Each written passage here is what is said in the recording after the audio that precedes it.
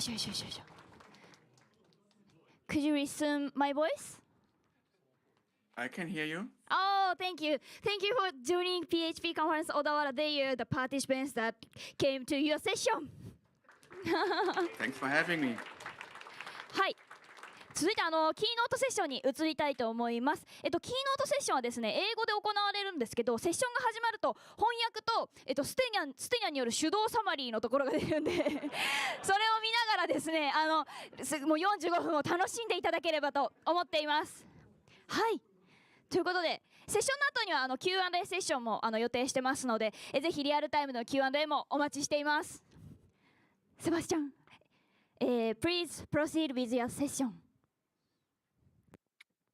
Hello. Thanks for inviting me to speak at your event. Unfortunately, I cannot be there in person, but I still hope to give you some interesting things to think about. And with that out of the way, thank you for the introduction. I will start. So this presentation is quite different from what I usually do, because I was explicitly asked by you to talk about what have I learned while working on PHPUnit, and how did PHPUnit came to be, and what was the past present of PHPUnit, and what may the future hold. And those are a lot of really complicated and interesting topics, so I try to condense that into this keynote. So what have I learned from over 25 years of working on PHPUnit? And of course, I have to start with a provocative statement, because as all good keynotes do, I have learned more from failures than from successes. And this will be, if not the theme, but a common theme of what I'm going to talk about today. This is a personal retrospective. I reflect on what I think I have learned in the past 26 or so years working on PHPUnit. This is not a feature tour. I'm not talking about, at least in this first part, about technical things in PHPUnit, around PHPUnit features. I'm not going to tell you how to write better tests, but we have the Q&A session afterwards, and there I will talk gladly about features and best practices and things like that. So this is a personal retrospective. It is not a feature tour. And we need to start, maybe not at the very beginning, but we do have to start in the past. And my journey when it comes to computers and programming began very similar to that of a lot of people in my generation. My journey began as a child going into a department store and typing basic programs into computers that were on display to be bought. And for quite some time, I, as a kid, did not have my own computer. So this is where I went. I also went to the city library to read books about computers and read books about programming. And then eventually in 1990, I got my first computer, an Amiga 500. And that opened the door for me to actually get into programming. And I, after some basic, got into real-time 2D, 3D graphics in assembly and C, and then started programming using a programming language called AREX to build extensions for mailbox software, bulletin board software that some of my friends were using. So basic in the department store, assembly C and AREX on the Amiga. And then I enrolled in computer science in 1998. I tried Perl for a couple of hours, but gave up after a couple of hours out of frustration. and I do not mean this in a negative way about Perl, the language, or the people working on Perl. It's just that I personally discovered I'm not compatible with that language. And for the problem that I wanted to solve, I found PHP, and within a weekend, I was able to learn enough of PHP to solve the first problem that I had to solve, that I wanted to solve when it came to web programming. And that happy accident of discovering PHP shaped my entire career, if you will. And for a lot of the things that I'm talking about here today in this personal reflection, I will have URLs to articles that I wrote over the last year or so that go into more detail about the topics that I'm covering here, and not all of them are an autobiography like this one. The other ones are almost all of them are technical in nature. So at university, I discovered testing. I discovered automated testing, and I had the good fortune of having a professor who very early on started teaching JUnit to us students, because he knew the people who were working on JUnit, and he wanted to bring that topic to his students.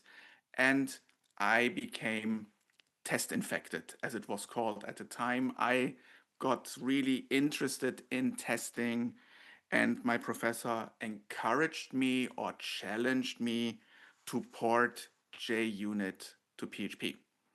And I did that, and for quite some time, for almost a year, I did not feel comfortable sharing this initial port of JUnit to PHP with the world, because I was thinking there must be someone smarter than me, better suited than me, better in whatever dimension of better to do this than me, because who am I? I'm a student at a university. I just got into testing, into the idea of testing, and spent a couple of hours porting JUnit to PHP. There must be someone better to build and maintain a tool like that. But after about a year, it became unbearable to not publish this, because I only had it on my computer. There was no GitHub at the time. I couldn't use SourceForge for this. So at some point, I just published it on cvs.php.net as part of the very young at the time pair project. Yeah, and that was in November 2001. Yeah, and I hope that I'm not exaggerating when I say that I'm responsible for automated testing becoming the norm in the PHP world. From a pair package to a standalone project, PHPUnit was adopted very quickly by open source projects like Cake PHP, Drupal, Symfony, WordPress, and Zen Framework. And yeah, I usually have a hard time showing numbers like this, but just in case I do need to prove that people are actually using PHPUnit, this is how often PHPUnit was installed through Composer as of yesterday. These are the numbers. And PHPUnit can only be installed through Composer since September 2012. The years before that, the 12 years before that, it was installable through the pair installer.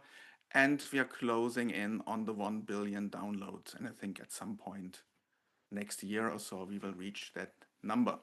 This also means that every time I release a new version of PHPUnit, like PHPUnit 13.1 last week, that has new features, within minutes, there are thousands of downloads, and people rely on this new version of PHPUnit to work correctly, because otherwise they have a problem. They ship faulty software. And this is, of course, a burden. And this, I gladly bear this burden because I think it's my responsibility to make sure that PHPUnit works correctly. And in case you are already sponsoring my work on open source and PHPUnit in particular, thank you. You are not paying me for code. You're paying me for this responsibility and the fact that you can trust me to do my best to not ship a broken version of PHPUnit. I started in the beginning, sorry about that, by saying that I that I learned a lot from failure rather than from successes. And I think this is not special for me to say something like that, but because I think as a profession as a whole, as a software development profession as a whole, we have an opportunity to learn a lot from failures. When software development projects have gone horribly wrong, that is always a tragedy, especially, and we will see that in a moment, when people die because of software problems. But it always gives us an opportunity to take a step back and learn from the mistakes that were made, to grow as a profession, to professionalize and make sure that we never make these mistakes again. Yeah, the Mars Climate Orbiter, which you see here on this photo, was lost because of something very simple. If you look at it from a technical perspective, there was a unit conversion error with no integration tests to catch it. Yeah, there were engineers working on the software for this probe that NASA sent to Mars. Some of these engineers were in the US and they did not use the metric system. Some of these engineers were in Europe. They did use the metric system. Each team tested their part of the software diligently and extensively, but there was not a single integration test that made sure that data from one part of the system would work correctly in the other part of the system. So this probe crashed instead of analyzing the climate of Mars. Of course, the underlying issue is not really the technical issue that I just described, but the lack of communication between the two different teams. And there's no technology, no tool that can help with that. Boeing's 737 MAX aircraft relied on a single sensor with no cross-check, which is something that definitely should not have happened. This is a lesson that was learned, that did not have to be learned again. But yeah, I do not want to go out on a limb here and say that due to cost cutting, the cross-check was omitted, but people that I trust say that this was the case. I'm only mentioning it here to make it clear that there are software projects where a mistake can cost lives. And this is definitely something that we need to avoid. Sometimes learning from mistakes can be entertaining. And if you ever wanted to know real dirty implementation details of contracts between a big agency like Accenture developing software for a big company like Hertz Rental Cars, have a look at the court proceedings where you will learn a lot of things how big software projects can go horribly wrong. In the end, Hertz sued Accenture over a $30 million project that was built without automated tests. And the problem was never, not in the NASA project, not in the Boeing project, not in the Hertz project, just the technical bug. It was the failure of engineering systems to catch it. And this is entertaining because no people were lost and you can learn a lot about courts and legal proceedings and things like that. The other things are not funny, not entertaining, but I think from all of them we can learn a lot. Right, so lessons from failure. What have I learned from failure? So as an industry, we should have learned from the three examples that I just gave you to communicate. Yeah, software development is more human-human interaction, or at least it should be more human-human interaction than human-machine interaction. We need to talk to each other. We need to understand the problem, and then we can solve it. And what have I learned from working on PHPUnit? So for me, developing PHPUnit was never about that one brilliant idea that somebody had. Certainly not about a brilliant idea that I had. Yeah, I just had the idea and got encouraged and challenged to implement the idea by a professor at university.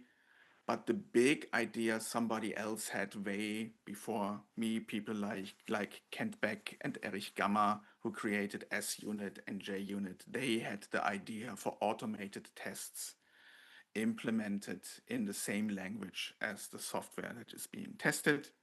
And I just brought that idea to another ecosystem. So developing PHPUnit was never about that one single brilliant idea. It was about repeated failure, learning from mistakes, and perseverance in the face of resistance. And what I mean by that is when I started to work on PHPUnit, of course, I was excited and interested in testing, and I thought this is a good idea because I learned that at university.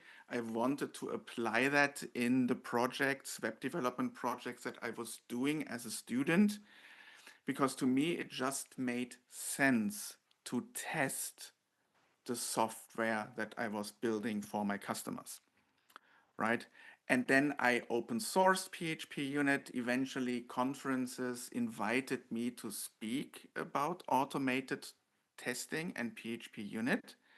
And at the very first conferences where I talked about PHPUnit and testing, I had like one or two attendees in the room because nobody was as excited or interested in the topic as I was. And it took a lot of time and effort to raise awareness. Testing is important, to make it exciting that testing is important so that people come at a conference to a presentation on the topic. And it took a lot of time to encourage people, both developers working on in-house closed source software to test what they do, but also for open source projects that I mentioned earlier that were early adopters of PHPUnit, things like Cake PHP, Drupal, Symfony, WordPress, and the Zen framework. So if you want to read about that, this is one of the articles that I mention or that I reference in this presentation here today that have not been published yet, but they will be published in the next couple of weeks. But the URLs will work once those articles are live. Sorry that they are not live yet. So let me tell you about some of the mistakes I made or the failures I ran into that shaped how PHPUnit looks today. In the beginning, there was no dedicated feature in PHPUnit for testing that a piece of code raises or throws an expected exception. Yeah, you had to wrap that code that you expected to throw an exception in a try block, catch the exception manually in your code, and when you catch it, just abort the execution of the test using a return statement. And if it's not caught because it was not thrown, fail the test manually. This was tedious and inconvenient, and I thought this needs to be better. And the first idea that I had was implementing this annotation that you could put on your test method telling PHPUnit, I expect that this test throws this exception. And for quite some time, I thought that this was good enough. And it was not good enough. Because if we on a test level using the annotation say, hey, this exception is expected, then it is okay for that exception to be raised at any point in time while this test is running, which is definitely in a lot of cases not what you want. So at some point, a student challenged me, or rather challenged a friend of mine who was giving a university lecture on PHP software development and PHPUnit for testing. And the student said, this seems wrong to me because there are situations where it's not okay when that exception is thrown in a certain place, and we need to make it explicit, like the next statement that is going to be executed, that and only that statement is allowed to throw that exception, and when the exception is thrown earlier, that is bad. And I took that feedback and realized, yes, my so far best practice solution for solving this was wrong. And I came up with an explicit API used in the form of the expect exception method that makes it very clear if the exception is raised before the line with the expect exception, the test fails because the exception is unexpected. And if it is thrown afterwards, then it's okay because it's expected. Best practices for a tool such as PHPUnit must not be set in stone. They can and should be challenged. And to a lot of people, contributing to an open source project like PHPUnit means contributing code. That is one important way of contributing, but it is by far not the only way of contributing. You do not have to contribute code, you can contribute feedback. If you find yourself thinking, I do not think that this best practice is relevant anymore, or it should be challenged, or can we find a better way for testing something like that? Bring that feedback, discuss that feedback, and then maybe PHPUnit can be made better for everyone who is using it. Once upon a time, PHPUnit had an assertion named assert array subset. I merged assert array subset after only a cursory review without ever having had a personal use case for it. And then years later, many bugs were reported for that method, for that assertion. And they were contradicting each other. A lot of people said, no, it needs to be fixed like this. Other people were saying, no, it needs to be fixed like that to solve my use case. And there was no way to accommodate all of them. And I could not make a definitive decision, this is the right way to do it, because as I explained earlier, I never had a personal use case for that. And the lesson that I learned there was I must understand what I merge before I merge it. Because until the point in time when I merge it, it is just a suggestion. And when I merge it, I either explicitly or in a lot of cases, definitely in this case, implicitly say, this is a valid use case, I understand it, and I pledge to support this from now on going forward because I need to maintain it. So the lesson I learned there was I need to say no sometimes, even if it's hurtful to the person suggesting a change for the greater good of the project, looking at long-term maintenance, for example, sometimes I need to say no, which is not only hard for the person to hear that proposes something, but it is always hard for me to say no because I would like to help someone, but I need to weigh the balance of, is it only helping someone? Is it helping everyone? Is it helping someone but hurting a lot of other cases, even meaning myself and others working on PHPUnit? Is accepting this pull request increasing the maintenance burden for the future? When PHPUnit 6 was released, it broke installations and projects across the ecosystem because developers had used a wildcard version constraint in their composer JSON file. Yeah, they had used the star operator for the PHPUnit version, and suddenly there was a new major version of PHPUnit where the name of the test case class, for example, was changed.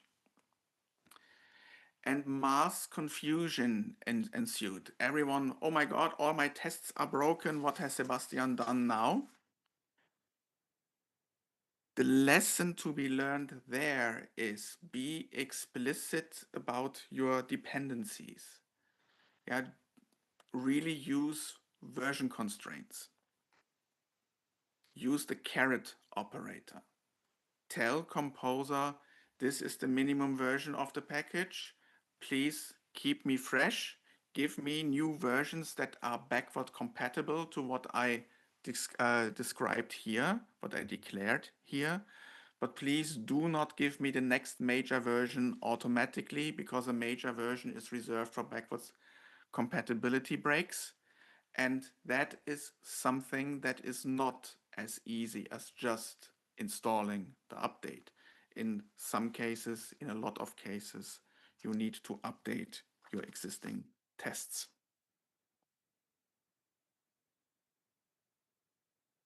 A file called eval-stdin.php was exploited for remote code execution on web servers that had PHPUnit deployed to production.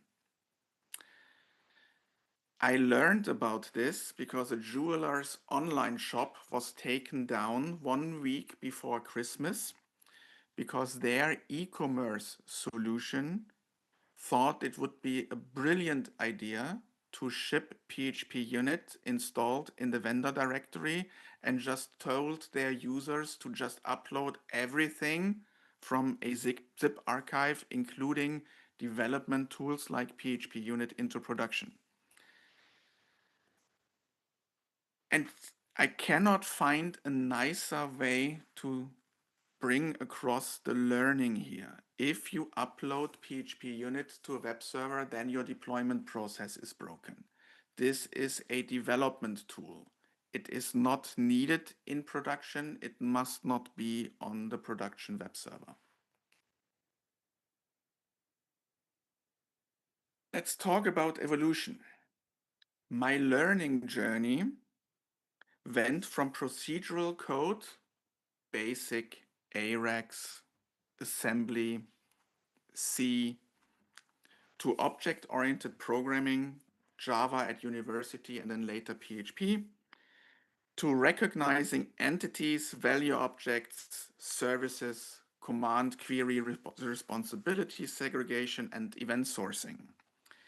We, and I mean that in the software engineering community sense, we are constantly trying to find better abstractions to translate the complexity of the world in which we want to solve problems into software. Each stage on that learning journey felt like seeing the same problems with sharper eyes.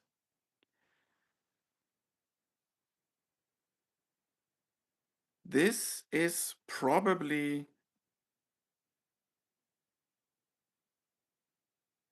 the biggest failure I learned a lot of things from in the PHPUnit project.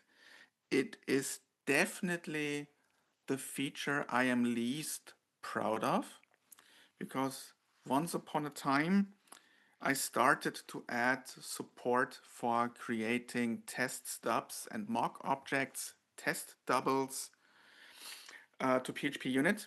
And in the beginning, when I started doing this, there was not yet a distinction in the software engineering community between what exactly is a test stub and what exactly is a mock object. The real good vocabulary for that, which was shaped by Gérard Mézarot, was not yet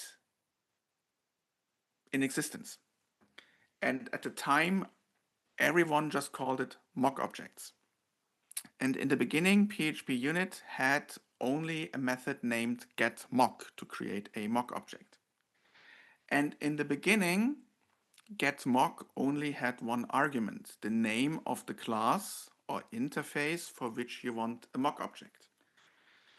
Over time, more and more optional arguments were added to that one single method. That alone is already bad API design. What made things worse is that in almost every case where you use getMock, you needed to pass the false that you see highlighted at the very end, which was argument number 1, 2, 3, 4, 5. And then there were even more. I think in total there were like 12 or 13 optional arguments. And this is just a horrible, horrible developer experience for using that. And I cannot apologize enough for bringing this horrible API into the world. Since then, we have cleaned up not only the conceptual differences between test stubs and mock objects, and have introduced clear, clean, single-purpose APIs like create stub and create mock, but we have also simplified the API and significantly improved the developer experience. But this is really, truly learning from failure. I'm almost convinced that given what I knew at the time, I had to build something as bad and horrible as this to learn the right lessons from that, to build the clean and useful and convenient APIs that we have today. And the key learning from that is a framework must have the courage to remove features. For example, the assert array subset that I mentioned earlier, or the courage to significantly change existing features like removing getMock and adding create stub and create mock in its place to replace it.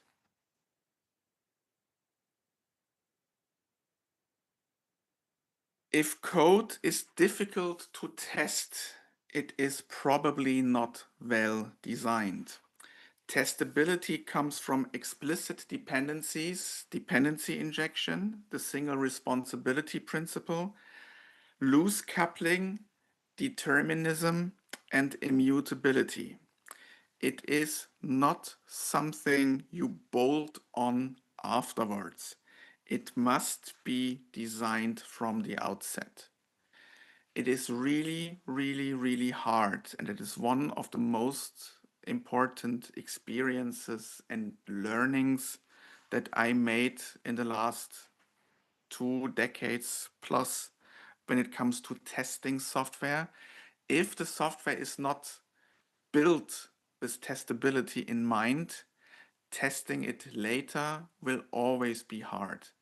Of course, end-to-end testing from the user perspective, from the client perspective, using real HTTP requests and responses, end-to-end testing is always possible, but even that will be a lot easier to implement and give you better results when the software was built with testability in mind.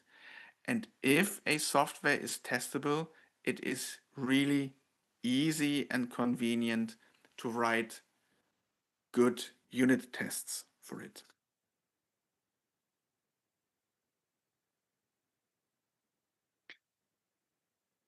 Dijkstra said in 1975 that we should count lines of code as spent and not as produced, as a liability, not as an as an asset. The author Saint-Exupéry put it like this: perfection is achieved not when there is nothing left to add, but when there is nothing left to take away. Writing simple code is harder than writing complicated code because it requires us to truly have understood the problem.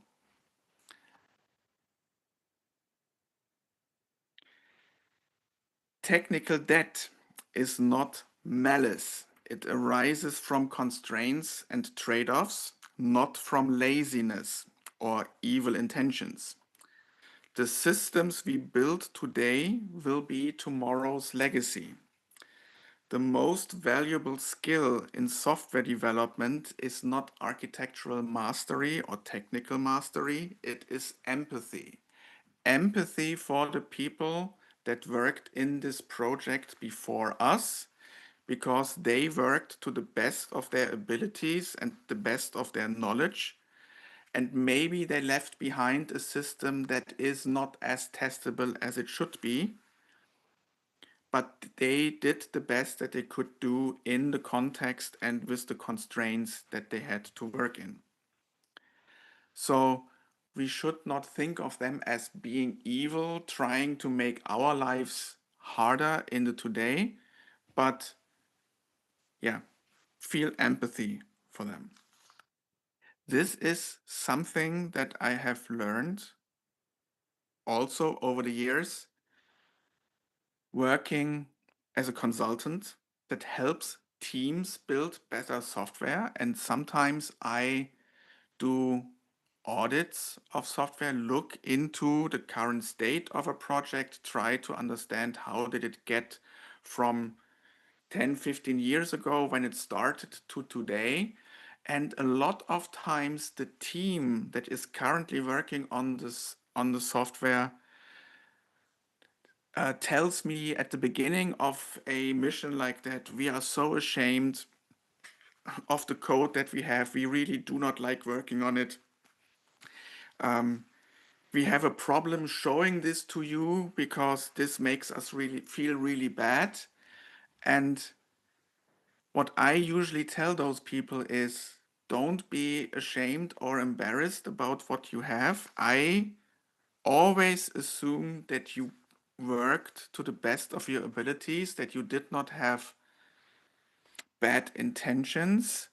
And when I critique the code, talk about the code, and suggest improvements to the software, I never talk about the people who built the code. I only talk about the code because I do not think that it helps anyone appointing blame to someone. Yeah, that developer over there, he is so stupid that he did build it like this, and now we have all these problems. No, that helps no one.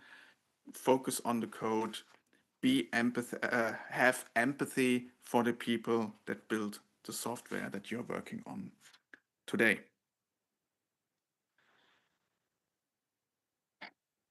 Finally, we are coming from the past into the present.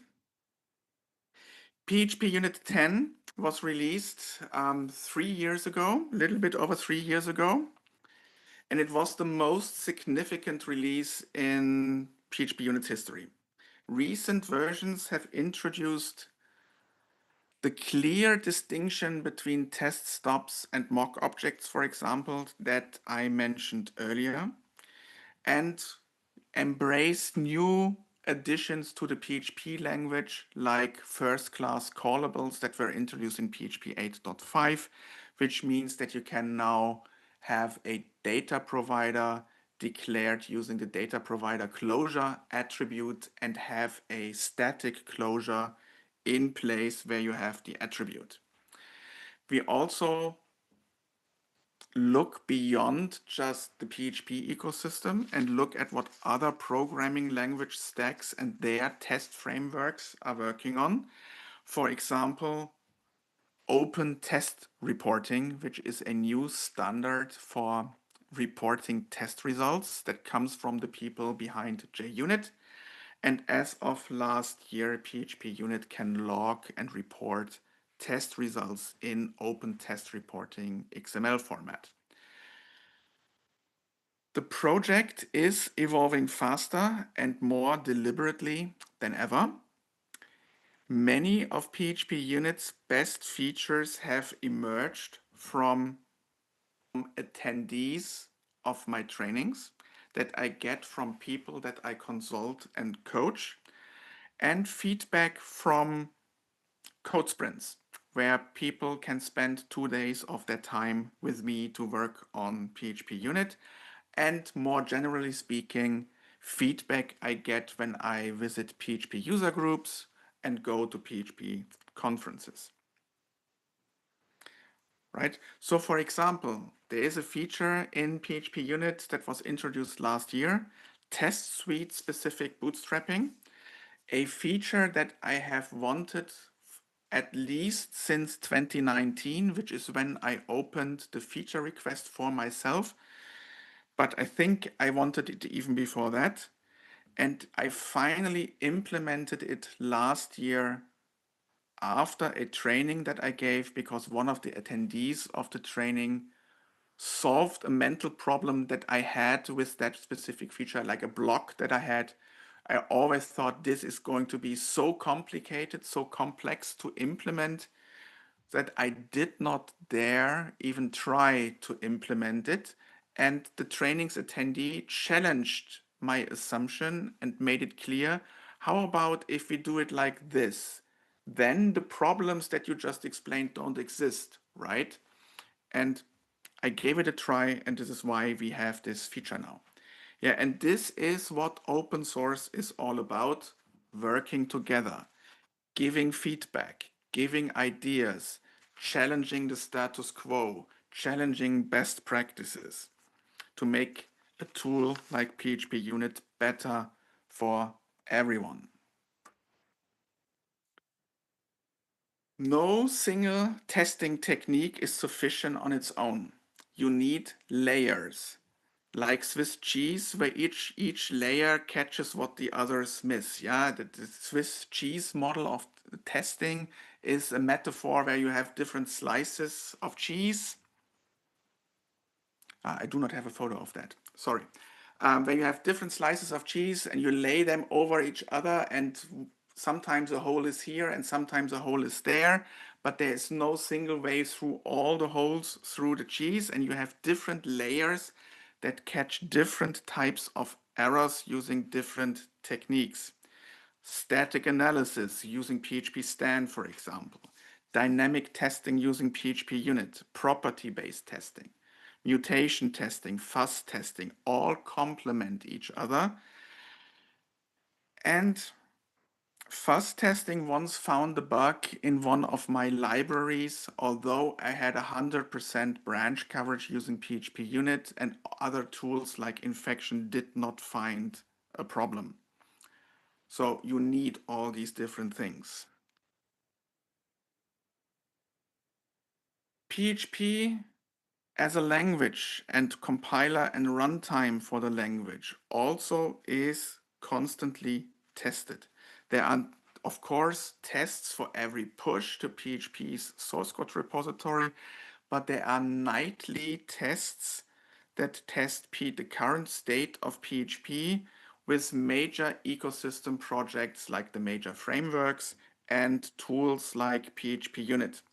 And PHPUnit has a nightly build for all of PHPUnit's currently active branches, 8.5, 9.6, 10.5, 11.5, 12.5, 13.1, and main, which will become in 2 months' time PHPUnit 13.2, against all supported PHP versions to catch changes in PHP that are relevant to PHPUnit as early as possible.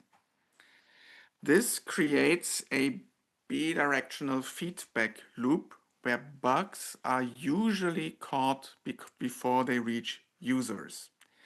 Yeah, and in addition to that, we have address sanitization checks and undefined behavior checks for PHP itself to check for memory safety issues that go way beyond what pure PHP testing can provide for the PHP language and its runtime.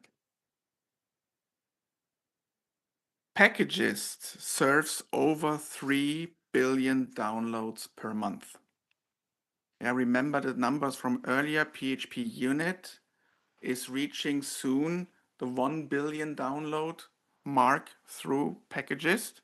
But of course, PHPUnit is not the only library and tool out there that you can install using Composer.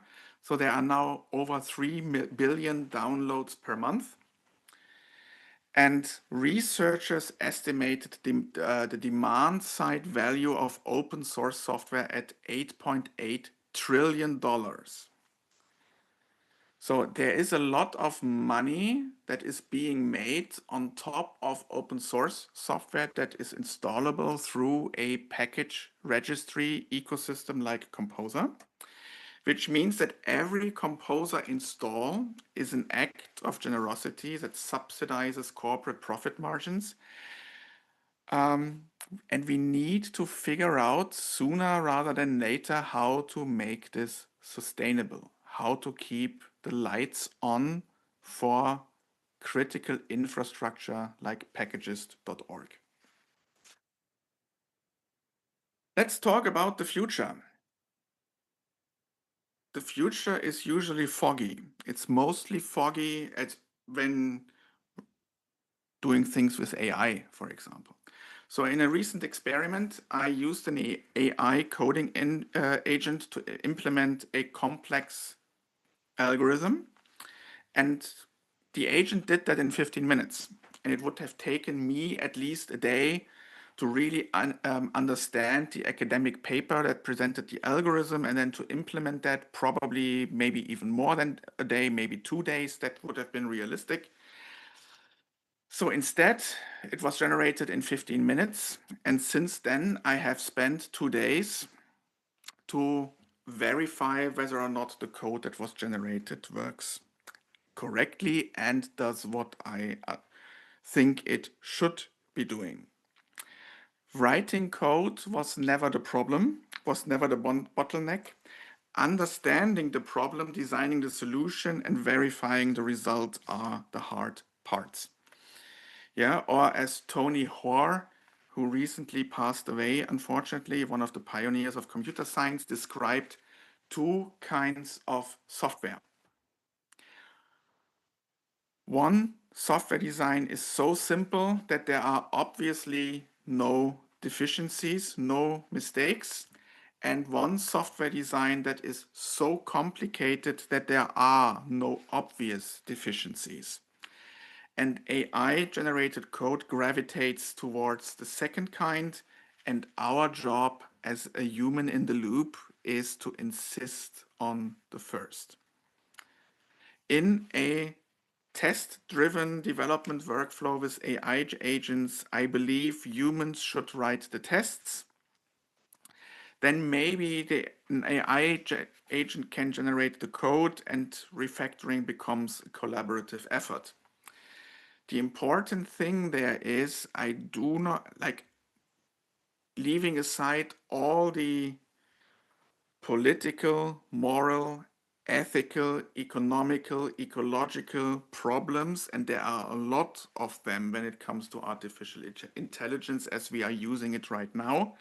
Even if we leave out all of that, I don't think that we can use AI to generate code in software development without strong guardrails through static analysis and testing using tools like PHPUnit and going beyond with infection for mutation testing and fuzz testing and property-based testing, and think of the cheese model that I talked about earlier. Why? Because tests eliminate ambiguity. Tests become the specification that constrains the AI's solution space. Architecture, decision records, and documentation serve as guidance and a knowledge base for the AI. And to me, it's like it makes me, on the one hand, really happy that more and more teams are doing what I just explained. Write architectural decision records, write technical debt records, write documentation, write specifications, finally invest in testing, which is all of these things that I've been trying to get people to do for 20 plus years. Because all of this also helps humans working on the software, but now they are doing it because it helps the machine. And to me, that is basically doing the right things for the wrong reasons. The tasks that junior developers once used to learn their craft are now being automated. Where will experience and expertise come from in the future if we skip the apprenticeship?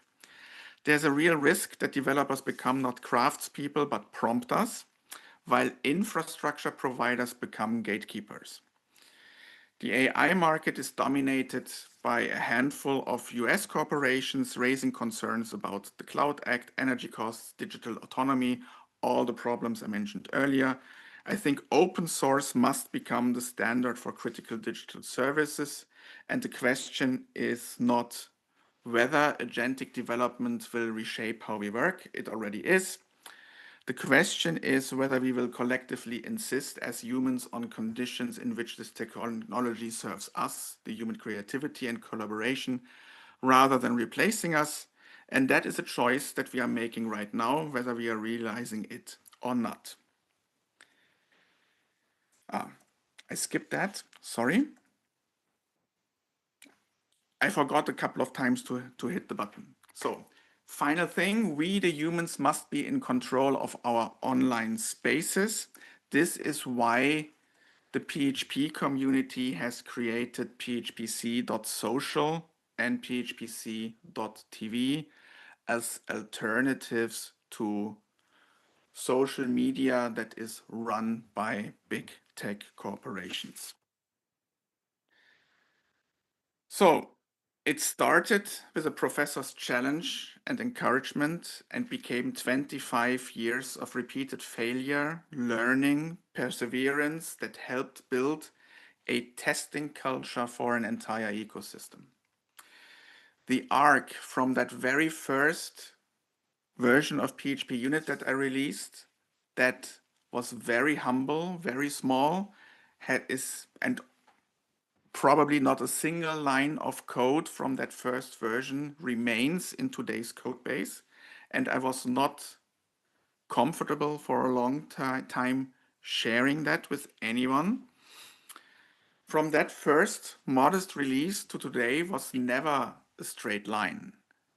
Yeah, and it definitely did not start with that one brilliant idea.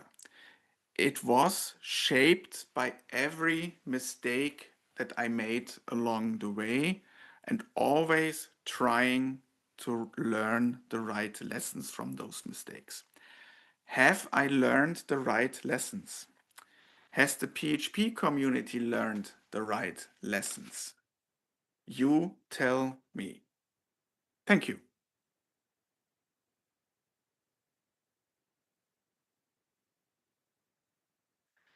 This presentation has a home on the web. Scan this one QR code and you'll get the presentation material later.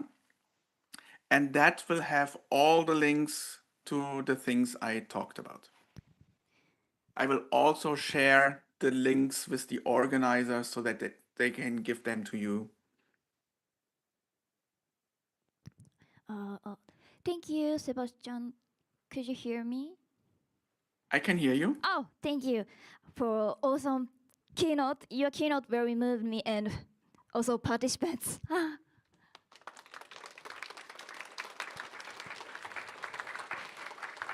Thank you. So we'll be proceeding to the QA session. Please wait for a moment. でここからちょっとステニャンさんにバトンタッチをしまして、Q&A を選んでもらいます。私の画面を映します。はい、ステファンです。でここから QA セッションとなります。画面の準備ができるまで少々お待ちください。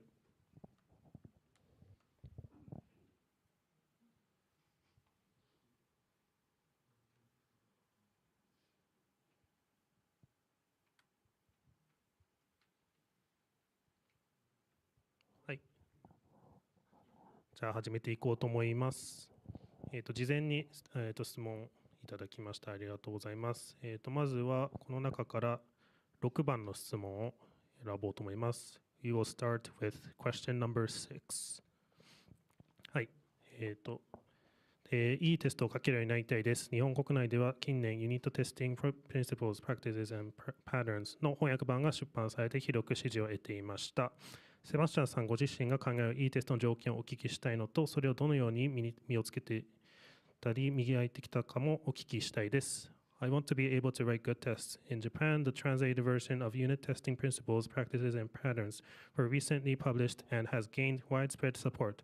I would like you to ask what you consider to be the requirements for a good test and how you have acquired or refined those skills.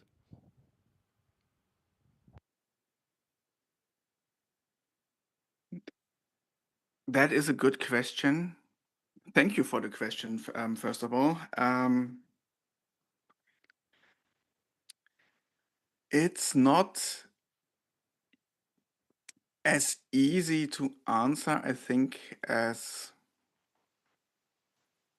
at least as I would like, because it goes to the core of so many things. If I have to just give a single answer, my answer would be a good test is a test that clearly communicates its intent. To me, testing was, I was about to say was never, but that's not true. For a long time now, let's put it this way, for a long time now, testing is for me not only about verifying that software works correctly. That is one of the learnings that I had a while ago. Testing for me is, in addition to verifying that software works correctly, also about documenting what the software does and does not do, ideally. And when you take that one step further and do test-driven development, where you write the test first, in that context, a test is executable specification. So in summary, that means a test is used as executable verification executable documentation. Those two things are relevant in the present and going forward. And if you do test-driven development, then it is specification, executable specification. And all of that is really, really hard or even impossible when the test is not readable. And what I mean by that is I want to be able to look at a piece of code, of test code, and immediately understand what is this test about? What part of the software is it testing? Which business rule, which part from my domain is it testing and why? And how is it doing that? Somebody else once upon a time said you should also love your test code, right? All the rules or guidelines, ideas from things like clean code also apply to test code. Yeah. And I don't know if that already answered your question or not, but the most important thing for me is the test needs to communicate intent. It must be clear by reading it what it is about. Because otherwise, just running the test, what does it tell you? It didn't crash. It asserted something. But if the name of the test is not clear, what the test is about, how should you know? How should you know, or somebody else who comes after you 10 years from now, what this was supposed to do? And this is one of the things that I've experienced over the last year or two when experimenting with AI coding agents. An AI coding agent is really, really, really good at generating tests after the fact for existing code that generates 100% code coverage.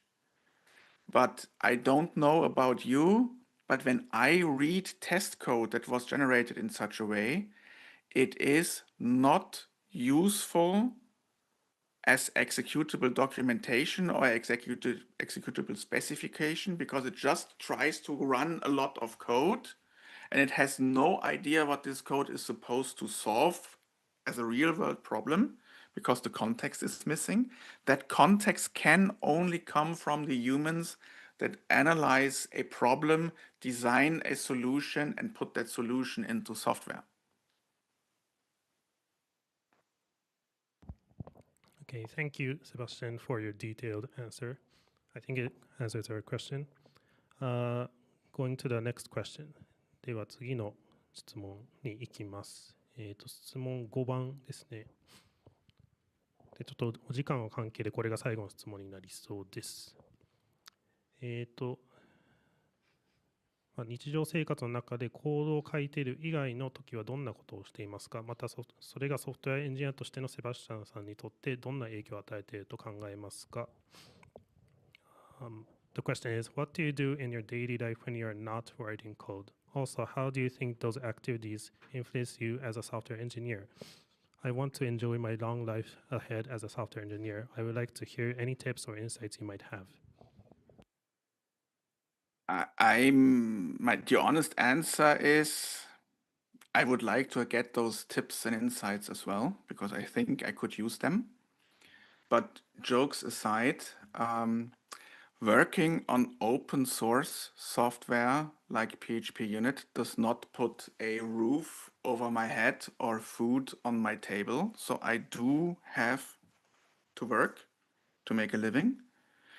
Don't get me wrong, I'm very thankful for every donation that I get through things like GitHub sponsors, but I do not get enough money through sponsoring for my work on open source to exclusively live from that. So in my daily life, I work as a consultant, coach, and trainer, and help teams get better at developing software with PHP. And this is not limited to, but that is my focus area, getting better at testing, leveraging PHPUnit better, organizing test suites, coming up with testing strategies for their software, and helping them build software that is easier to test and better testable. So that is what I do to earn a living. And of course, this is a feedback loop for my open source work. Because every time I work with a team on their software and see them use PHPUnit and see how and where they struggle, that informs me, gives me ideas, where could PHPUnit be better? Or sometimes even where could PHP be better to make the lives easier of developers? And then I give that as feedback to the people working on PHP. Okay, thank you, Sebastian. And also, we are running out of time, so this was actually the final question. I will Okay. go back to Asumi さんに戻します。はい。はい、ではこれでキーノートセッションは終わろうと思います。セバスチャンにめちゃくちゃこうしててください。最後英語で喋るんで。はい。This ends the session. Thank you for your time and your OSS contribution, Sebastian. Thank you. Thank you for having me.